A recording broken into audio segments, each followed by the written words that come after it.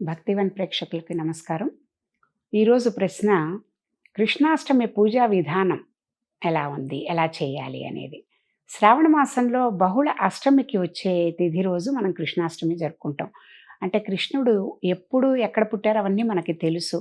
అర్ధరాత్రి సమయంలో చీకటిలో అష్టమి రోజు రాత్రి జైల్లో, అంటే కంసుడు వసుదేవుడిని, దేవకిని జైల్లో పెట్టడము, అష్టమ సంతానంతో తనకి గండం ఉందని తెలిసి అక్కడ జైల్లో పుట్టడము, ఆ మాయ కమ్మి వెంటనే వసుదేవుడు అక్కడి నుంచి కృష్ణుడినేమో దాటించడం, జైలు నుంచి అందరూ ఒక మూర్ఛలోకి వెళ్ళిపోయేటట్టు చేసి భగవంతుడి లీల.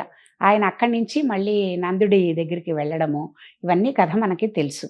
అంటే అసలు ఆ చీకటి, ఆ జైలు అవన్నీ గనక ఆధ్యాత్మిక లోతుల్లోకెళ్ళి చూస్తే కృష్ణుడిది నిజంగా ప్రతీదీ కూడా మధురమే అండి. అంటే అసలు చెప్తారు ఎన్నెన్ని కీర్తనలు, అష్టపదులు, గేయాలు ఎన్నున్నాయో అసలు కృష్ణుడి మీద. ఎంతమంది కవులు, రచయిత్రులు వీళ్ళందరూ తరించారో ఇట్లా కృష్ణుడి మీద రాసి అని. ఎందుకంటే కృష్ణుడి రూప, నామము, కృష్ణుడి లీలలు చిన్నప్పటి నుంచి చేసినవి ఏది తీసుకున్నా కూడా అద్భుతమే, మధురం.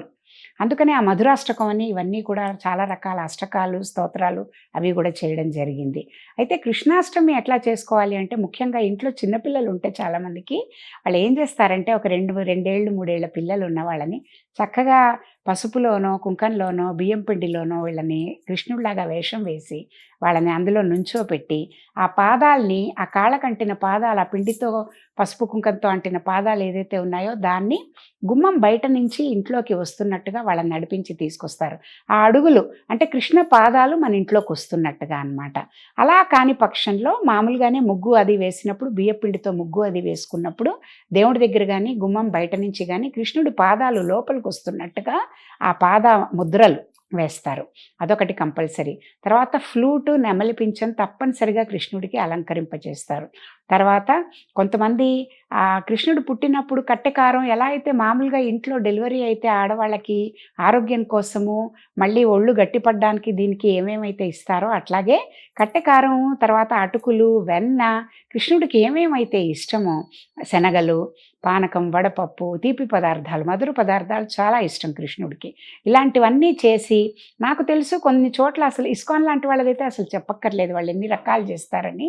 చాలామంది నాకు తెలిసి జగన్నాథ రథయాత్ర పూజలు ఇవి చేసే వాళ్ళ ఇళ్లలో కూడా చూశాను నేను. కృష్ణుడికి సంబంధించిన ఏం పూజ చేసినా 27, 54 అలా చేసి పెడతారండి వాళ్ళు. మిఠాయిలు, స్వీట్స్ అన్ని రకాలు చేసి కృష్ణుడికి చాలా భోగం, వైభోగంగా చక్కగా నివేదన అవన్నీ చేస్తారనమాట. అంటే అంత మధురమే అని చెప్తారు కదా, అంత మధురమైన మనస్సుతో వెన్న, ఆ వెన్న అనేది, అటుకులనేది ఇవన్నీ కూడా కుచేలుడు అటుకులు, ముక్క పట్టిన అటుకులు 3 గుప్పెళ్ళు ఇచ్చి ఎంత తరించాడో, ఎంత అష్టైశ్వర్యాలు పొందారో మనకు తెలుసు. కుచేలోపాఖ్యానం మనం చదివితే గనక భాగవతంలో. అలాగే అటుకులిచ్చినా చాలా ప్రీతి. అందుకని ఆ రోజు నైవేద్యం చేసే వాటిల్లో అన్నీ ప్రత్యేకంగా ఉంటాయి. పాలకాయలని చెప్పి బియ్యపిండితో చేస్తారు. తర్వాత ఈ పసుపు రంగు వస్త్రాలు ఈ పూజ చేసేవాళ్ళు, తర్వాత ఇంట్లో ఉన్నవాళ్ళు భగవంతుడికి అలంకరణ చేసేటప్పుడు కూడా విష్ణుమూర్తికి సంబంధించి వీటికి పసుపు పట్టు వస్త్రం, పీతాంబరం అది ధరిస్తారు. కౌస్తుభం అని చెప్పి ఆయన వేసుకునేది పీతాంబరం ఏమో పట్టు వస్త్రం అంటారు కదా. పసుపు రంగు వస్త్రాలు ధరించి ఆ రోజు పూజ చేస్తారు. తర్వాత ఫ్లూటు, నెమలి పింఛం అది పెట్టాలి అని చెప్పి అనుకున్నాం అలంకరణలో. అలాగే సాయంత్రం అంటే ఉపవాసం, పొద్దునుంచి ఉపవాసం ఉండి కృష్ణుడికి సంబంధించినవి ఇవన్నీ చేసుకుని పూజ చేసి, షోడశోపచార పూజ, నివేదన ఇవన్నీ చేసి, సాయంత్రం పూట ఇంకా రాత్రి అవుతూ ఉంటే ఏం చేస్తారంటే ఉయ్యాల, అక్కడే దేవుడి దగ్గర ఒక చిన్న ఉయ్యాల, అందులో కృష్ణుడు ప్రతిమ, బాలకృష్ణుడు పాకేటట్టుగా ఉన్న కృష్ణుడి విగ్రహము అది పెట్టి, దాన్ని బాగా పూలతో వీటితో అలంకరించి చక్కగా ముత్తైదులందరూ కూడా చిన్ని కృష్ణుడిని ఉయ్యాలలో ఊపుతున్నట్టు, ఉయ్యాల్లో వేసి ఉయ్యాల్లో ఊపుతున్నట్టు, ఎలా అయితే ఇంట్లో మనం పసిపిల్లలకి ఏమేమి చేస్తామో అలాగే చేసి రాత్రి వరకు, అర్ధరాత్రి వరకు కూడా భజనలు, సంకీర్తనలు ఇవన్నీ చేస్తూ వేడుకగా జరుపుకుంటారు. నాకు తెలిసి కృష్ణుడిని మన ఇంట్లో చిన్న పిల్లాడిలాగా ట్రీట్ చేసే వాళ్ళు కూడా చాలామంది ఉండి, పెద్దవాళ్ళు కృష్ణుడికి బోలెడు రకాల పూజలు చేసేవాళ్ళు. మాకు తెలిసి నాకు ఒక ఆవిడ, పెద్ద ఆవిడ ఒక ఆవిడ ఉండేవారు. ఆవిడైతే ప్రతి సంక్రాంతికి, ఇప్పుడు లేరు ఆవిడ, ఆ ఉన్న టైంలో కృష్ణాష్టమి ఎంత 2 రోజులు 3 రోజులు వేడుకలాగా సప్తమి నుంచి ఉపవాసం ఉండి, సప్తమి రోజు అన్నీ రెడీ చేసుకుని, అష్టమి రోజంతా పూజ అవన్నీ చేసి, సాయంత్రం ఈ మ్యూజిక్ ప్రోగ్రామ్ ఇలాంటివి పెట్టి భజనలు, అష్టపదులు ఇవన్నీ పాడేటట్టు అవి పెట్టి కోలాటాలు ఆడించి ఉట్టి కొట్టడం ఇవన్నీ కూడా చేసి, తర్వాత రాత్రి ఈ ఉయ్యాల ఊపడము, ఉయ్యాల్లో వేసి కృష్ణుడిని ఇవన్నీ చేసేవారు.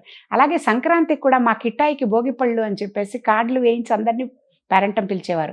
అంత ముద్దుగా ఇంట్లో పసిపిల్లలు చిన్నవాళ్ళు ఉంటే భోగిపళ్ళు సంక్రాంతికి ఎలా పోస్తామో, అలాగే కృష్ణాష్టమి రోజు వేడుకలతో పాటు ఆవిడ సంక్రాంతికి కూడా కృష్ణుడికి భోగిపళ్ళు మన ఇంట్లో మనోళ్ళు మనవరాళ్ళకి పోసినట్టుగా, చిన్నపిల్లలకి పోసినట్టుగా కృష్ణుడిని కూడా భావించి అట్లాగా ఇంట్లో పిల్లవాళ్ళలానే సంచరిస్తున్నట్టు వాళ్ళతో పాటే ఉన్న భావన ఎంత మధురమైన భావన అండి అది.